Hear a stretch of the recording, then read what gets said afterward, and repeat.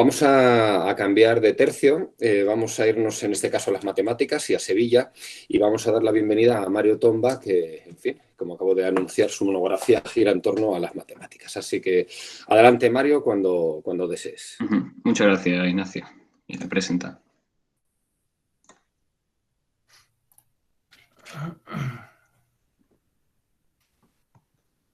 ¿Se ve ya?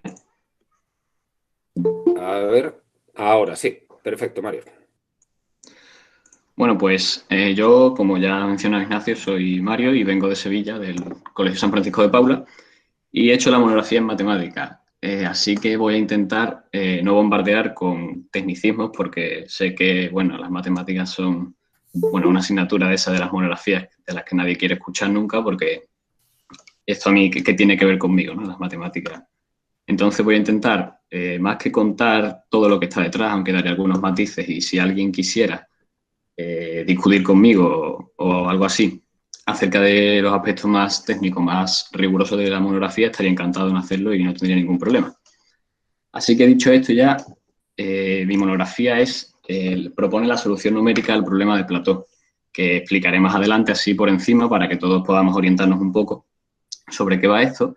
Y el subtítulo creo que es bastante ilustrativo de cómo fue mi camino por el laberinto de las ecuaciones en derivadas parciales, que si hay algún matemático o alguien que vaya a hacer la monografía de matemáticas en la llamada, creo que es un campo bastante interesante, pero que conlleva un sacrificio bastante importante. Así que lo primero es esto qué es el problema de Platón y por qué lo escogí. Y realmente yo creo que no hay nada más ilustrativo para el problema que la imagen que está aquí a la derecha, porque el problema de Platón no responde a nada más que a qué forma adquieren las películas de jabón cuando se estiran entre dos aros. Y esto parece una pregunta que es bastante simple, como, bueno, esto incluso en la calle, que es como se me ocurrió a mí.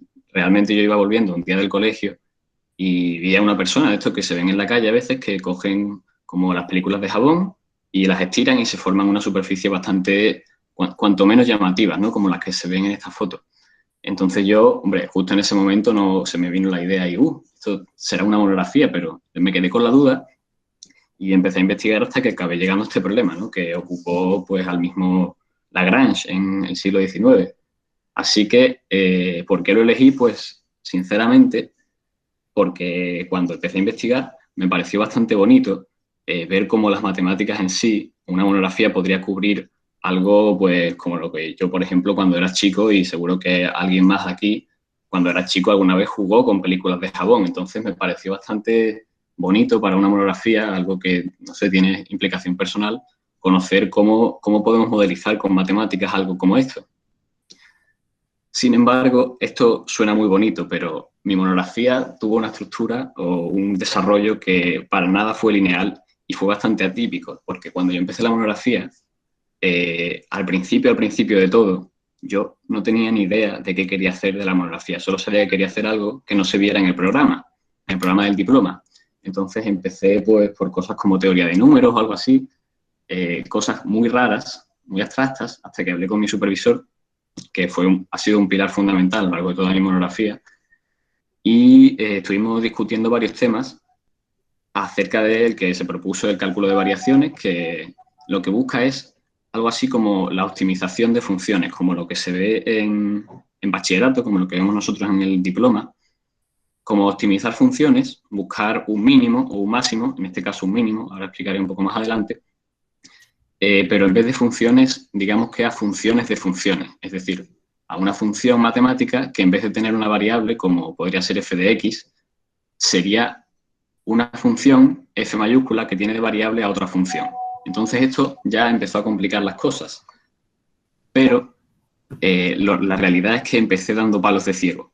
En matemáticas, por lo menos yo considero que si hay algún compañero aquí, futuro monógrafo de matemáticas, que empiece a mano, que no intente meterse en Google, en Wikipedia, que es en lo que al final caí yo al principio, porque eso lo único que va a hacer es intentar alejarte del tema que tú estás buscando o te va a desorientar porque hay cosas que son demasiado complejas y que para un alumno de bachillerato se escapan totalmente. Da igual que seas un genio, que en mi caso no lo soy, así que no puedo darme ese privilegio. Así que lo principal es empezar, yo diría que empezar a mano. Como están viendo aquí las imágenes, aparte de demostrar que no soy un gran dibujante, tienes que empezar a hacer muchos problemas a mano o cosas por el estilo que empiecen a orientarte, a ver si realmente te gusta, porque yo creo que para hacer una monografía en matemáticas tienes que estar de verdad apasionado, y si lo estás es una cosa muy gratificante, como ha dicho antes Juan Pablo, porque las matemáticas acaban siendo muy bellas cuando encuentras los resultados que buscas,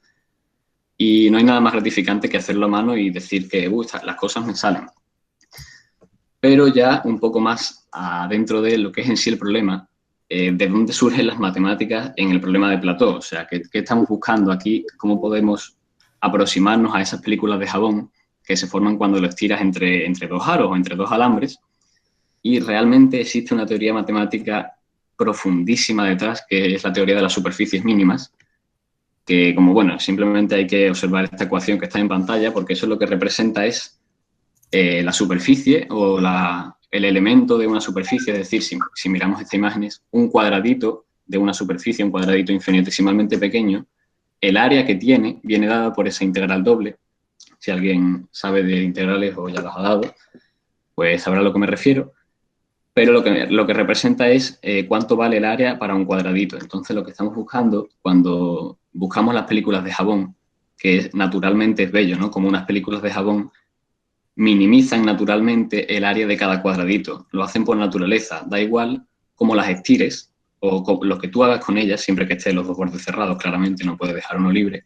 Siempre hace lo mismo por naturaleza, que es minimizar el área superficial. Entonces, el problema de la monografía es que había que minimizar esa expresión que hay en pantalla. Y claramente los subíndices denotan derivadas parciales, por si alguien sabe. Entonces era un problema bastante complejo y las mates empezaban a surgir de cosas como las que se ven en pantalla ahora mismo, hasta que llegas por fin a la ecuación después de meses y meses de desarrollo. Y cuando tú encuentras esa ecuación, por lo menos yo, y creo que es esa magnífica sensación que todos los alumnos tenemos en la monografía, o por lo menos yo la tuve, que es cuando llega el punto en el que tienes una crisis en la monografía. Y yo creo que es el punto de inflexión que realmente le dio un vuelco a toda mi monografía, porque yo llegué a esa expresión que hemos visto antes, que tampoco merece mucho la pena explicar, porque es excesivamente compleja y creo que aburriré a muchos si la explico realmente, y no aporta demasiado, simplemente es la que satisface una superficie mínima. O sea, una película de jabón tiene que satisfacer esa ecuación.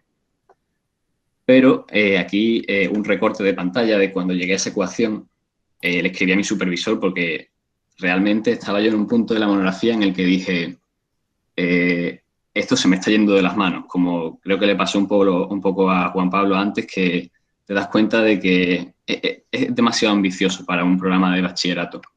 Pero sin embargo yo llevaba por lo menos la mitad de la monografía, ya estaba hecha porque ya había llegado a esa ecuación. Pero yo empezaba a plantearme que esto se está convirtiendo en demasiado teórico, yo no estoy aportando nada a la monografía, esto podría ser como si te vas a un libro y copias la demostración de la fórmula. Entonces, ahí se estuvo hablando con mi supervisor, que realmente fue el punto en el que él más me ayudó, y probablemente sin esa conversación que tuvimos, duró como una hora, en la que yo le conté todos los problemas que me había encontrado y los problemas que venían si seguía por ese camino, hasta que él pues me supo orientar. Y siempre, si hay alumnos de primero aquí que están por empezar la monografía o ya la han empezado, siempre, siempre, siempre, siempre hay una salida en las monografías, y en mi caso fue orientar la monografía, orientar la resolución de esa ecuación hacia los métodos numéricos. Diferencias finitas, elementos finitos, una cosa bastante compleja, pero que por lo menos ya me daba la opción de aportar algo personal, ¿no? Algo que no fuese de libro, porque una monografía en matemáticas, especialmente cuando no son test estadísticos o cuando no es una investigación tan personal, cuando simplemente tú estás elaborando una teoría matemática que tiene mucho trasfondo teórico, porque valga sea la redundancia, las matemáticas son en gran medida teóricas, se puede convertir en un libro. Realmente yo leía la primera parte de mi monografía y decía, es que quizá el que lo corrija o alguien se lee esto y va a pensar, bueno, pero lo ha copiado de un libro, aunque no lo hubiese copiado, pero digamos que había algo en mí que me decía que a esa monografía le faltaba algo, ¿no? Le faltaba que yo aportase un toque personal que pudiese relacionar realmente lo que yo había experimentado cuando vi las películas de Jabón por la calle a por qué estaba haciendo yo eso. Y la salida fueron los métodos numéricos que de una forma somera lo que hacen es aproximar esa ecuación en derivadas, te aproximan las derivadas en cada punto. Entonces, a un problema de geometría complejo como es este, porque realmente las geometrías que adoptan las películas de Jabón, no sé si habéis visto alguna vez una, pues no son excesivamente sencillas, son una geometría bastante rara, tiene muchas curvas o son muy irregulares. Entonces, para aproximar en cada punto hacen falta unos métodos muy complejos que tienen todas sus fórmulas matemáticas y todo eso, pero lo aproximas en cada punto y después vas uniendo los puntos, los valores que te dan en cada punto. Entonces ya vas formando una estructura que claramente cuanto más puntos calcules, pues más bonita te sale, ¿no? Ahora creo que más adelante hay alguna imagen. Y entonces lo que se consigue es discretizar, es la palabra técnica, pasar de un dominio continuo a un dominio discreto. Es decir, imaginamos que el espacio que nosotros vemos de 3 dimensiones lo proyectamos hacia un plano y le otorgamos diferentes puntos, como se ve aquí en la imagen de la izquierda y en la imagen de la derecha. Son construcciones diferentes, pero el trasfondo es el mismo, aproximar en cada punto. Y esto fue realmente lo que me dio a mí una versatilidad en la monografía que es la que yo realmente disfruté, aunque yo soy una persona a la que le gustan mucho las matemáticas puras, pero quizá la parte que más disfruté en la monografía fue esta parte numérica, que es muy desde el punto de vista de la ingeniería, desde las matemáticas aplicadas, porque con esto de aproximar en cada punto, me dio un camino diferente que era resolver ecuaciones en derivadas parciales con estos métodos. Y como se ve aquí, esto no es una superficie mínima, estas imágenes de aquí no son superficies mínimas, sino que son representaciones que yo utilicé para explicar los métodos de cómo se propaga el calor por una malla, por un cuerpo que sea rectangular o cuadrado, realmente se puede poner cualquier forma, teniendo los extremos a diferentes temperaturas. Y esto aquí yo empecé a utilizar MATLAB, que es un programa muy útil si hay alguien que quiera hacer la monografía en matemáticas, lleva su tiempo a aprender, pero es realmente interesante saberlo y saber aplicar los conceptos que has aprendido a MATLAB, porque te da realmente esa parte de donde tú estás aportando realmente lo que sabes, ¿no? Tú programas en MATLAB algo, creas un problema tú mismo y ves, cuando ves los resultados, dices, es que es el resultado del problema que yo he creado. Es realmente especial ver cómo implementando MATLAB o cualquier otro tipo de programa que puedas utilizar con los ordenadores, y más ahora que nunca que estamos todo el día pegados a un ordenador, pues podemos utilizar MATLAB y aquí se ve claramente cómo lo que hace es aproximar en cada punto, con lo que he mencionado antes. Cuando coges 9 o 16 puntos, te sale una aproximación bastante mala, pero ya si coges en torno a 1000 puntos o 10.000, que es lo que creo que tiene esta imagen aquí, es claro, MATLAB realmente tardó menos de un segundo en aproximar todo esto. Pero bueno, eso es ya la potencia que tenga el ordenador. Realmente te da la solución a un problema complejo cuya solución analítica viene dada por la fórmula esta que está aquí a la derecha abajo, sería imposible o muy difícil de abarcar para un alumno de bachillerato como nosotros. Yo pude demostrar de dónde salía esta fórmula utilizando el jacobiano y pude demostrar que esto es al final un método de elementos finitos iterativo utilizando Newton-Raphson, si nos ponemos técnicos.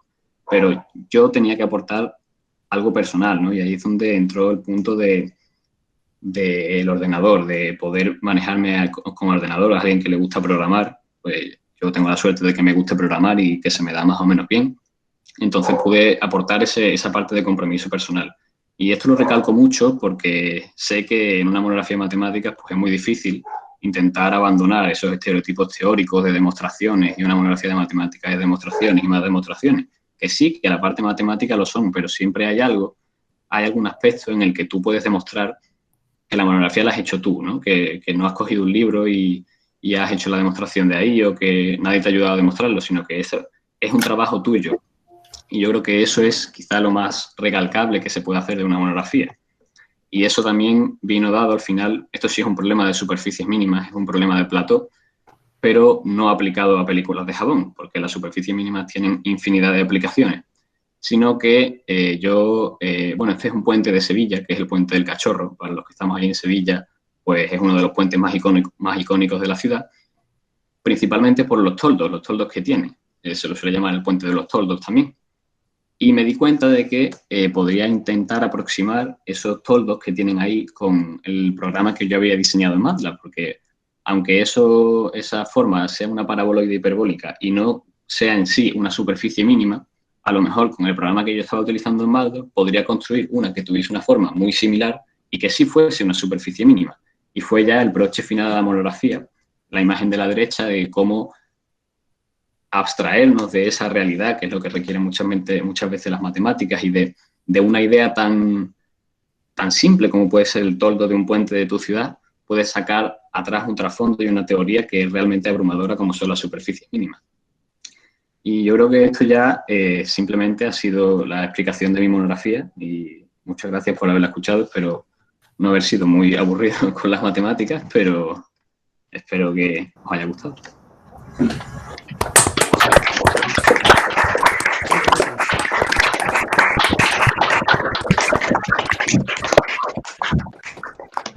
Muchas gracias, Mario.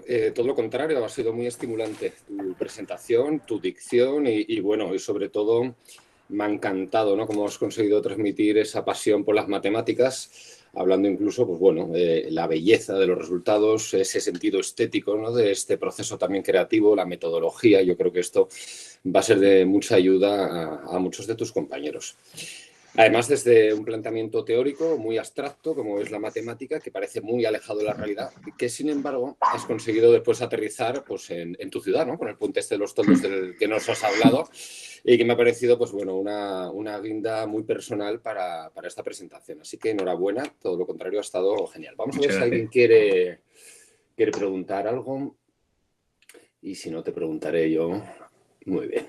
Quería preguntarte, seguir un poquito por la línea que has abierto con la del puente de los toldos, y es sobre la trascendencia y aplicación de este ámbito tan teórico y quizás tan abstracto pues a un sentido práctico, a la realidad. ¿Qué nos puedes decir en ese sentido, Mario? En ese sentido hay dos vertientes fundamentales, que es por una parte la aplicación del problema en sí, del problema de las superficies mínimas, y por otra parte la aplicación de los métodos numéricos que he mencionado. Si nos referimos a las superficies mínimas, son aplicaciones que son muy bellas, pero parecen muy abstractas, porque, por ejemplo, en biología, el retículo endoplasmático se construye una forma que es realmente una superficie mínima. Y en física, incluso, el horizonte de eventos de un agujero negro se está demostrando con los papers científicos teóricos que adquiere forma de superficie mínima. Y, sin embargo, la parte de los elementos finitos o de las diferencias finitas realmente tiene una infinidad de aplicaciones que es que no nos podemos imaginar, porque los elementos finitos se pueden utilizar desde aproximar el comportamiento de los fluidos cuando se mueven por una tubería, ¿no?, un problema matemático, las ecuaciones de Navier-Stokes, que nunca se ha demostrado que exista una solución única, pero que con los elementos finitos podemos dar esa solución aproximada a un problema que vale literalmente $1.000.000 resolver, o incluso a modelizar cómo afectaría un choque de un coche contra una pared a las deformaciones que los materiales del coche, ¿no? La parte numérica tiene todas las aplicaciones que nos podamos imaginar al mundo real e incluso más. Muchas gracias. Mira, Mario, me preguntan por aquí. Dicen, ¿es MATLAB un programa exclusivo de Windows o también existe una versión para Mac? MATLAB, lo primero que se me ha olvidado recalcar es que es un programa de pago, no es un programa gratis. Entonces, y es muy caro además. Aquí ya entran, claro, las dos versiones. Existe siempre la opción de, claramente, adquirirlo por fines no legales, que no tuve que recurrir a ella porque mi padre tenía una cuenta de la universidad y le facilitaron el programa. Pero sí sé definitivamente que MATLAB tanto se puede utilizar en Windows como Mac. El problema es acceder al programa, pero siempre hay alternativas, que es como Python, que sí es de código libre, es de GNU, y tiene herramientas o librerías como Phoenix que permiten hacer lo mismo que he hecho yo en MATLAB, pero en Python. Entonces, ambas funcionan tanto en Windows y en Mac, y hay mucha variedad de programas que se pueden utilizar, no solo MATLAB. Yo he hablado de MATLAB porque es el que yo he utilizado, pero mismo Python se puede utilizar. Gracias, Mario, por solucionar esta cuestión práctica. Y nada, espectacular tu presentación y nada, que nos ha encantado. Un aplauso para Mario.